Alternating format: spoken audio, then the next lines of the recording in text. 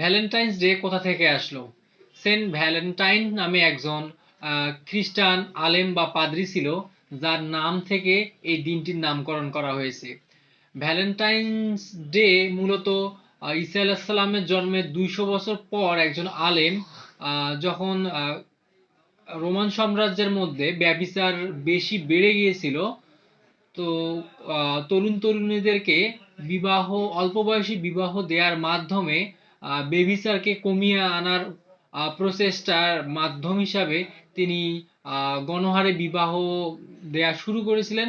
এবং সেই সময় রোমান সাম্রাজ্যের সম্রাট, যে কিনা এটার বিরোধী ছিল, তিনি সেন্ট ভ্যালেন্টাইনকে গ্রেপ্তার করে জেলে ভরায় এবং 14 ফেব্রুয়ারি তাকে ফাঁসির কাস্টে ঝুলাই দেয়।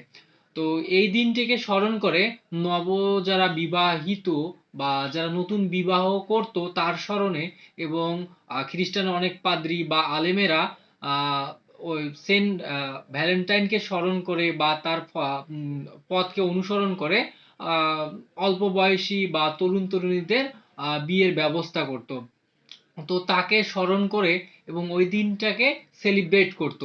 এবং এই একই দিনে ইশ খোদা বা কামনা খোদার পূজা করত এবং অনেক নষ্টামি করত। সেই রোমান সাম্রাজ্যে যে পূজারী ছিল, আগুন পূজারী বা দেবদেবী পূজারী, তারা পূজা করত। ওই একই দিনে 14 ফেব্রুয়ারি সেন্ট ভ্যালেন্টাইনকেও স্মরণ করা হতো।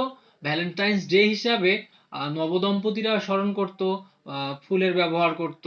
আহ, আর সেই দিনে নষ্টামীর যে বাল খোদা ছিল বা ইশ খোদা ছিল, তারও পূজা করা হতো।